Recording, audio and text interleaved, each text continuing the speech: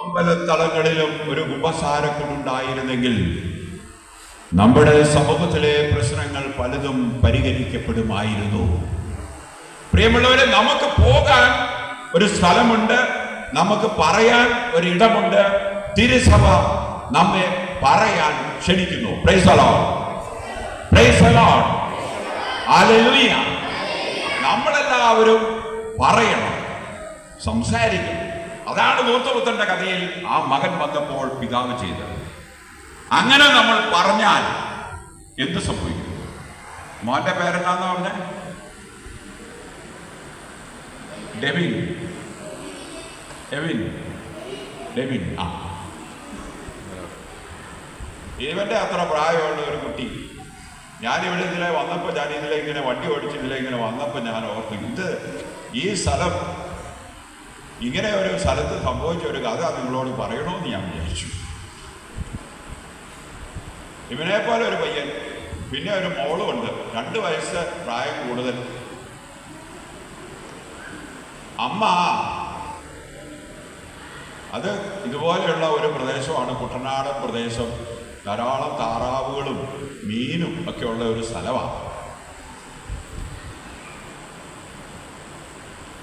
അമ്മയും അപ്പനും കൂടെ പുറത്തേക്ക് പോകാൻ തുടങ്ങിയപ്പോൾ ഇവർ 2 പേരോടും പറഞ്ഞു, നിങ്ങൾ നമ്മുടെ താറാവ് കുഞ്ഞുങ്ങളെയൊക്കെ നോക്കിക്കോണം, ഞങ്ങൾ പുറത്തേക്കൊന്ന് പോയിട്ട് വരാം. 2 പേരും കൂടെ പുറത്തേക്ക് പോയി ഇവരെ 2 പേരെയും അവിടെ താറാവ് കുഞ്ഞുങ്ങളെ നോക്കാൻ ഏൽപ്പിച്ചു.